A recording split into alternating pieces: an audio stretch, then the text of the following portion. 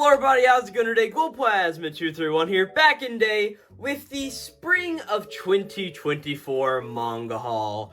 And this is the manga haul I honestly didn't think that I was gonna be able to film, because you may have realized that my last manga haul, the January-February one, that was how the winter season manga haul, I titled that video the final manga haul for now, because I typically have a schedule whenever it comes to buying my manga throughout the year. I've been buying manga long enough and spending my money on all of that good stuff long enough to realize what my buying and spending habits are.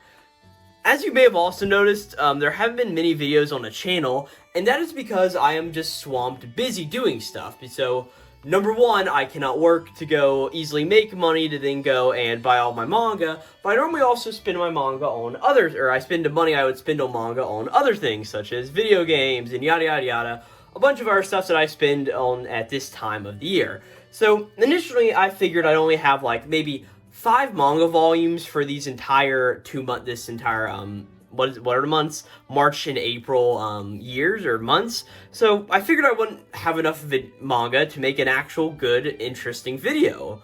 But in the pretty much final week of April, instead of buying, I think, what was 5 volumes, I skyrocketed all the way up to about 22.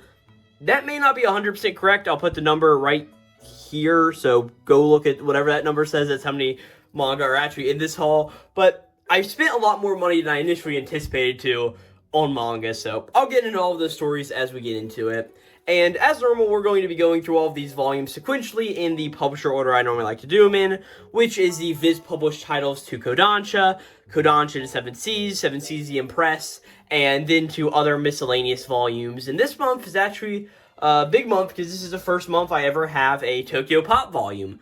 I have never bought a Tokyo Pop volume before, and there's one in this manga haul, so we'll get into all of that and more. But yeah, I just say we go and hop right into the manga haul itself. So, the first 3 volumes here I want to focus are all new releases to these 2 months, if I'm not mistaken. We have Chainsaw Man 13, Akane Banashi 4, and Undead Unluck 15. So, first one I'm going to talk about here is Akane Banashi. This ends off what I'm going to call sort of the initial saga of Akane Banashi, where Akane finally has her moment and is able to meet with Mr. Asho Irakawa. I at least want to make sure that's what happens. Yeah, that's what happens. And it sort of ends off on a more interesting note where we get to learn more about what Akane is going to be facing in the future. So this is a really solid volume. I have not had time to go through and read any of these 3 yet, actually, as I've only initially read them whenever chapters initially came out on the Viz Jump app. So yeah, great volume of Akane Banashi. I can't wait because I've said this before and I'll probably continue to say it. Akane Banashi, reading it week to week when most of the chapters of this volume were coming out, there was so much pressure and build-up. You could feel everything the story by the authors and artists, Yuki Senegai and Takamatsu Mue, were trying to get across in their series, and they're just a great duo, and yeah, just praise for Akane Banashi. That's really all I gotta say there. Undead Unluck 15, this continues on the story. This is where the final battle with Ragnarok finally happens, and everything that sort of happens there. And at the end of the volume, we sort of get a look into the future of Undead Unluck and what's happening going on forward. So, this is a great volume cover also. There is a sort of color page spread in here that I really like, which is the inverse shot of this, where you see Fuko here in the background waving to all the people, but you get it from Fuko's backside and see all the Union members up close in front. It's just a great color page, and this is a very good volume cover, sort of just showing that farewellness that is being portrayed in this Undead Unluck volume. I just don't think you can go wrong with this cover at all, and while I may not totally like just little Fuko there, but I mean, it's the only really quip art you could have used. Definitely 100% worth the wait. And this is a little weird because last manga haul I obviously had Undead Unluck Volume 13 to talk about, but I actually haven't bought Volume 14 yet. I have strictly just bought 15, and I'll get 14 later on down the line, but just a little bit of an interesting note of, yeah, I actually am not caught up on Undead Unluck, even though this is the newest volume. It's just a little strange. And the last volume here is Chainsaw Man Volume 13.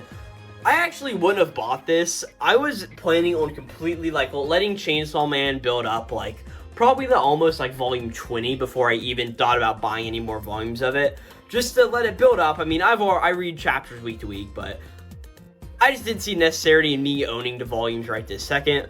But one of my friends who's been on the channel before, actually in a Chainsaw Man episode review, whenever we used to do those, he accidentally bought this volume, and he already had one, so he's just like, hey, do you want it, Corbin? And I'm like, yeah, sure, I'll take it from you. So that's how I ended up with this one. So yeah, it's a Chainsaw Man volume. Of course, we got, I think her name is Yuko here on the front. I hope I'm not messing that up, but I probably am. But yeah, like I said, I haven't read any 3 of these, so I don't really have any more thoughts to put on them. And yeah, that are these 3 volumes.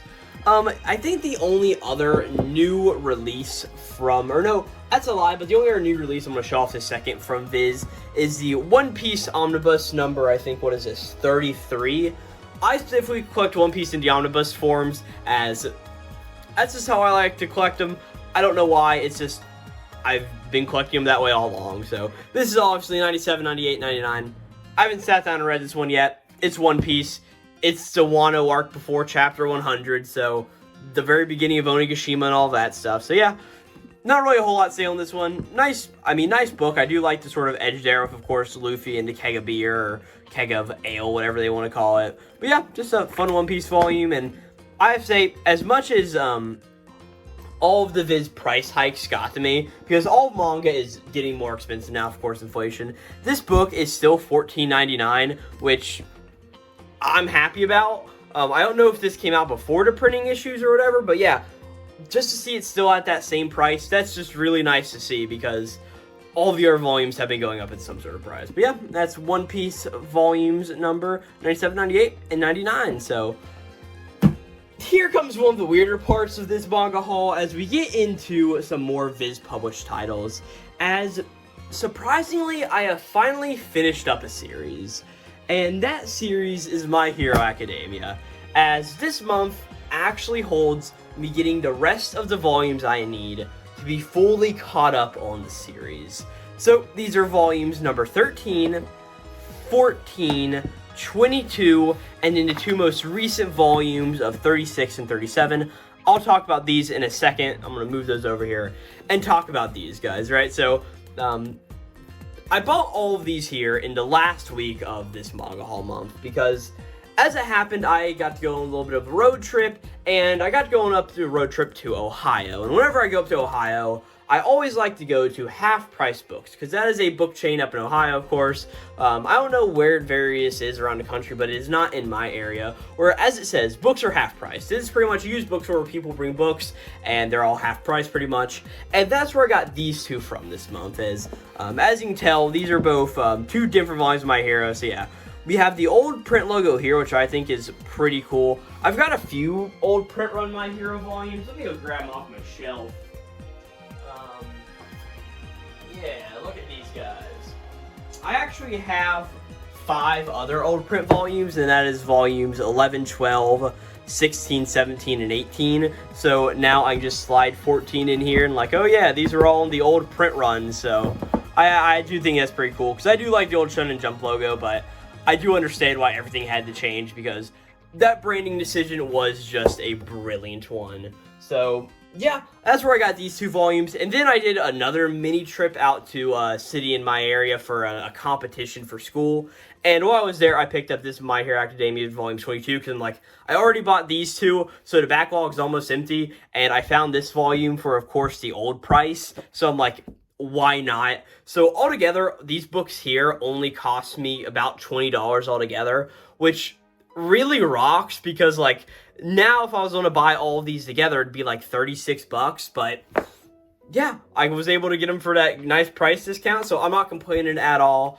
Of course, these are 2 sequential volumes, of course, starting the overall arc here, ending off the licensing exam here, and of course the Class 1A versus Class 1B battles here. But yeah, I'm happy I finally have my Hero Academia collection done. I mean, My Hero was one of those first manga volumes I ever bought whenever I got into it, along with, like, Dr. Stone. And Dr. Stone has been done and completed for a while, but to finally have all the volumes of My Hero, that just feels really awesome. And all things considered, I think my favorite volume cover here has to be this 22 one. I just really love the style of just all of the characters on it, all of the sort of main characters to get a focus. But yeah, pretty cool. Now with that, let's talk about the other two My Hero volumes.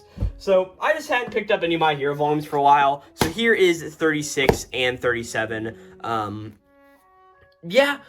These are My Hero volumes. Current My Hero, you can talk about whatever state you want to talk about it being in, but I do like these volume covers as it obviously shows the Todoroki versus Dabi stuff there, and oh, look at that, Midoriya and Bakugo, so what's going on there? But I do enjoy the content of these volumes. As with most manga series, I do feel like these volumes read a lot better whenever they are read in the volume form. There's the back of these guys. You see Shoji here doing the whole spinner arc stuff at the hospital, and there's Jiro, because Jiro had a cool moment.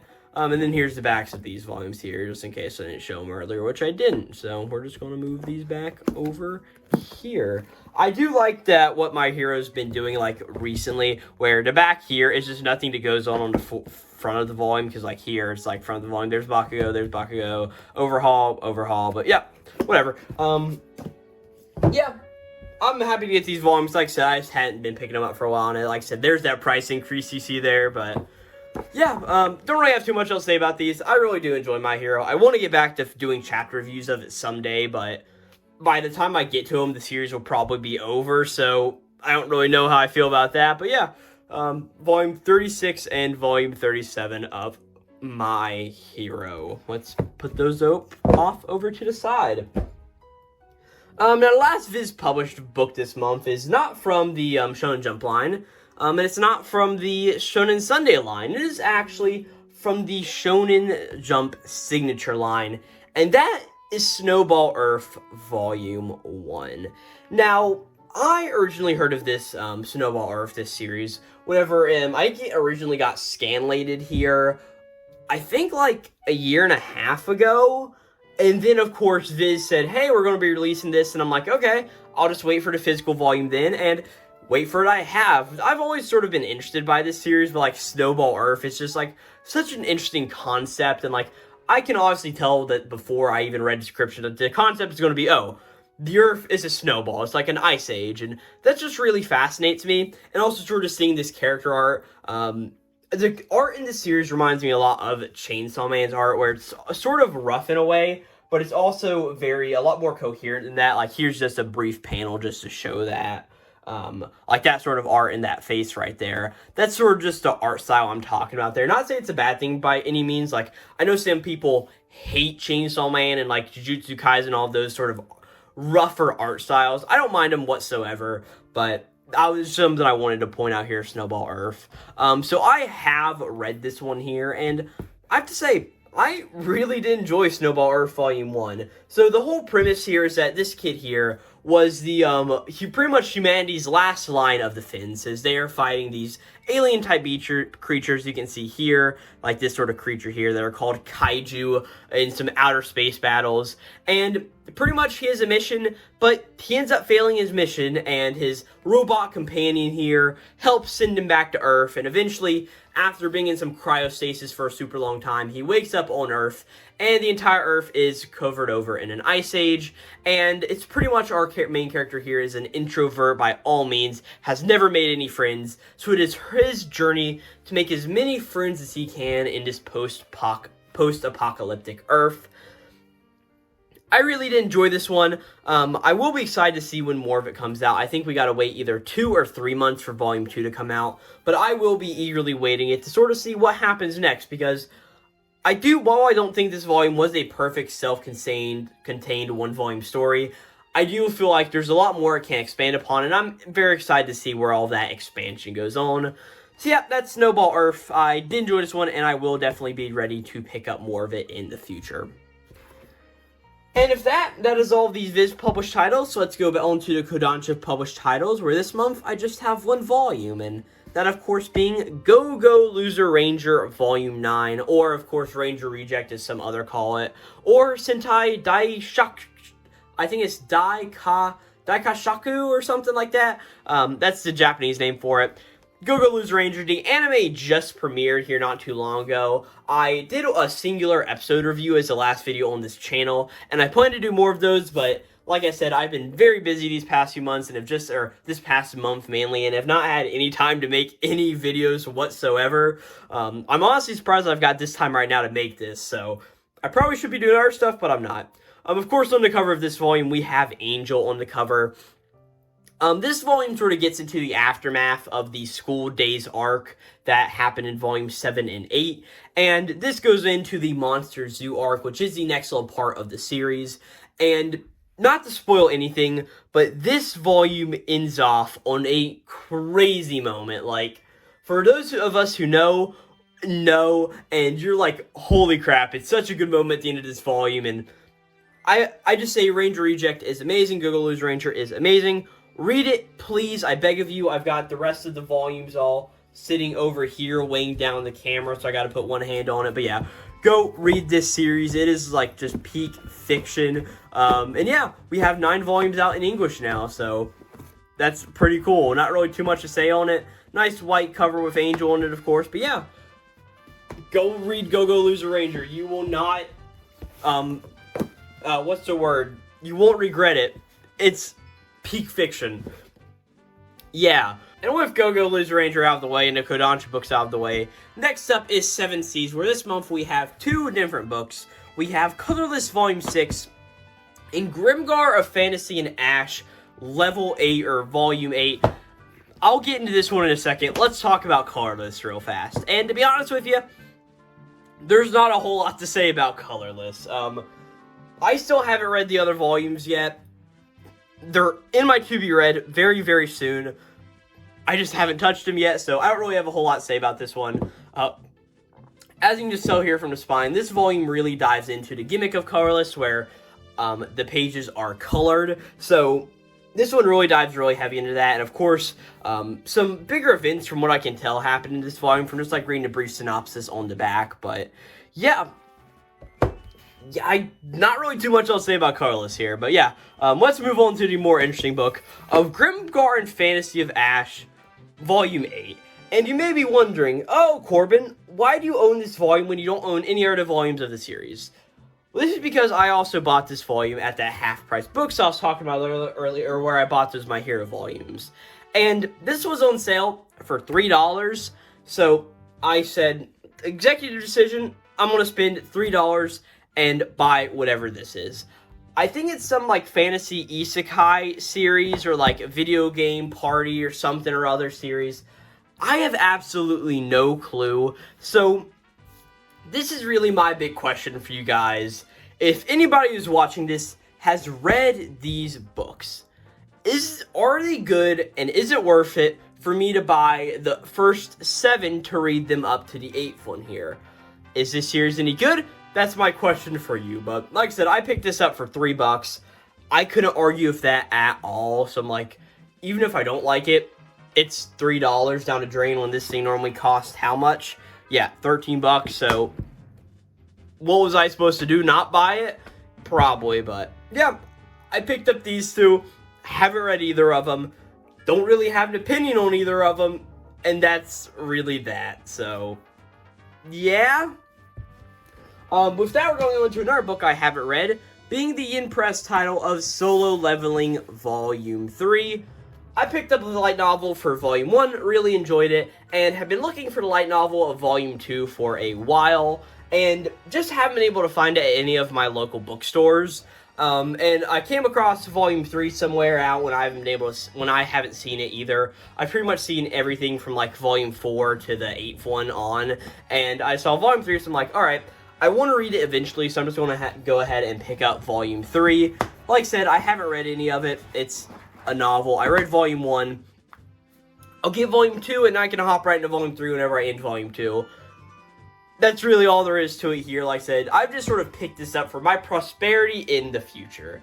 And yeah, not really too much else to talk about Solo Leveling Volume 3 here. But yeah, this is my one Yin Press or Yin On book for the month. So yeah, that's really that.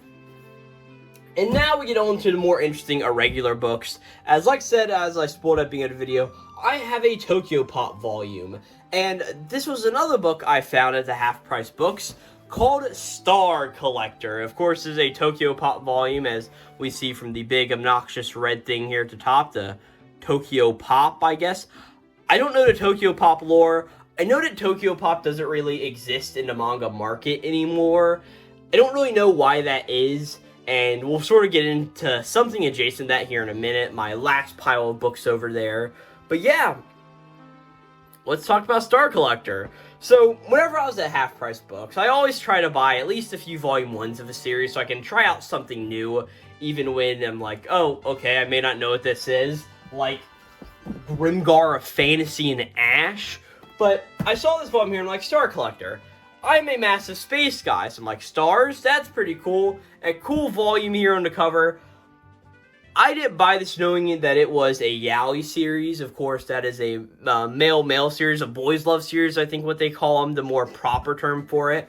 But yeah, this is what this is, and I have now read a boys love series, because I had never read one before, and Star Collector was my first one here. We got two characters here. This kid's name is Finn, and this kid's name here is, forget what the other guy's name is. Let me find that real quickly.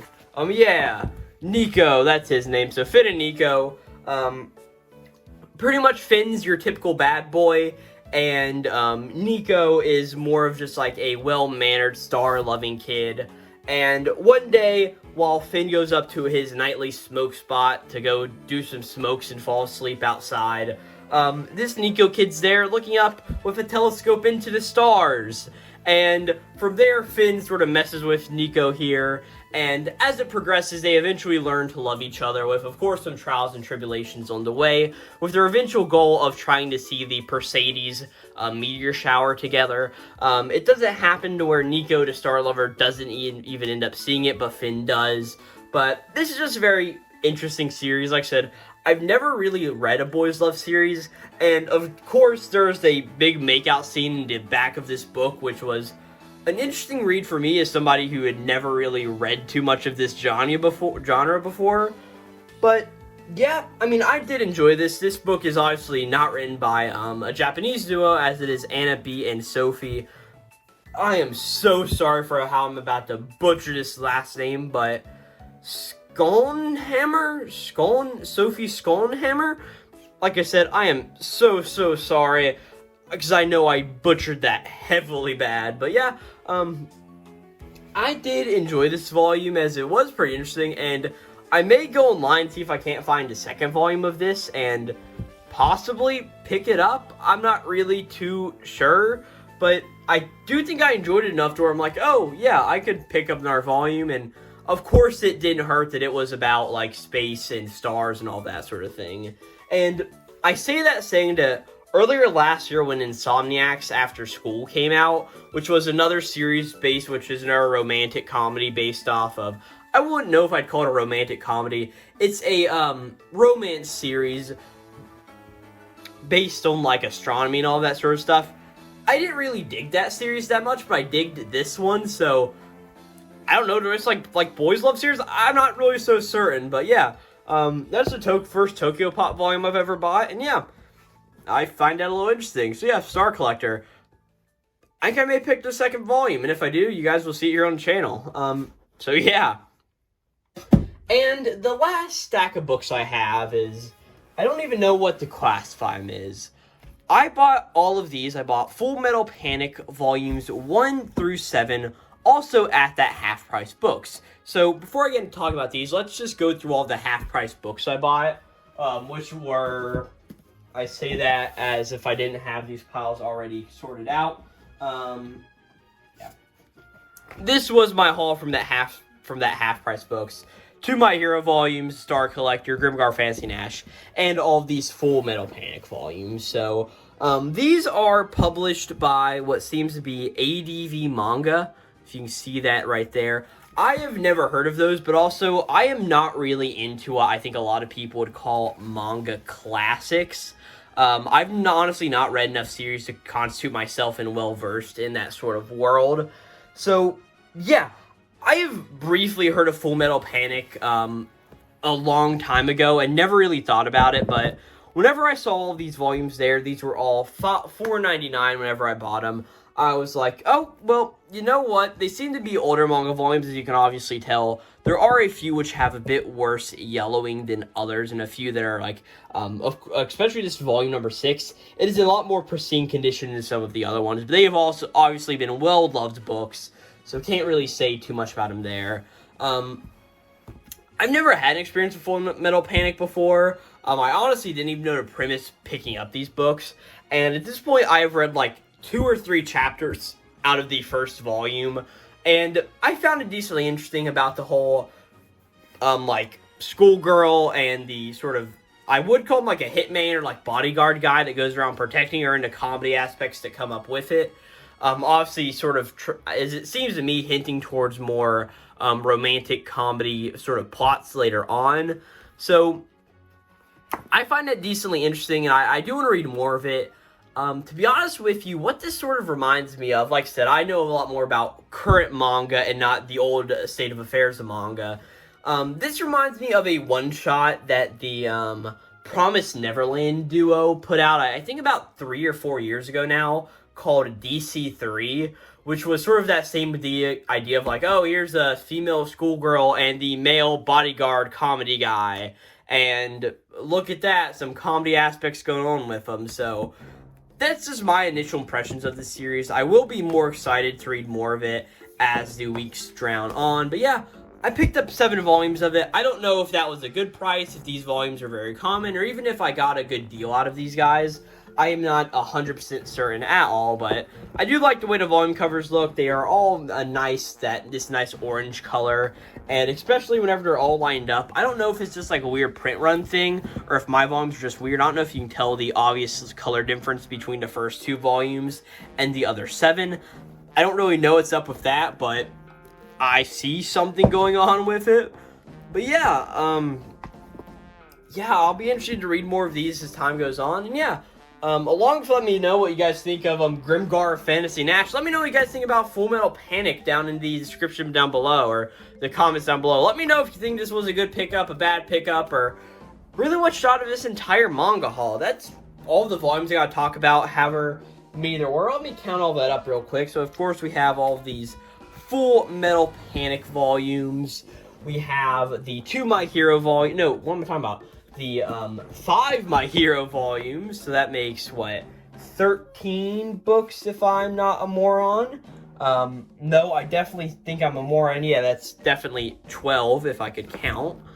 We got 13 in Star Collector, 14 in Grimgar Fantasy Nash, 15, 16, 17, 18, 19, 20, 21, and 22. That may have been a number I said earlier. It may not have been. I'm not really going to think about that too hard. But yeah, I hope you guys enjoyed this manga haul. If you did, thank you very much for watching it. I know I have not been posting any content recently just because, like I said, life has been getting busy. But yeah, thank you guys so very much for watching this. Like I said, let me know what you think of all these books down below. Let's see if I can get let me see if I can't get a wide shot of all of these books together here. Yeah, look at that. I like how that's turning out. Yeah. I guess this was a very good manga haul. Thank you guys so very much for watching. Yeah, I'll catch you guys in the next one. This will be Glowplasma231 signing out.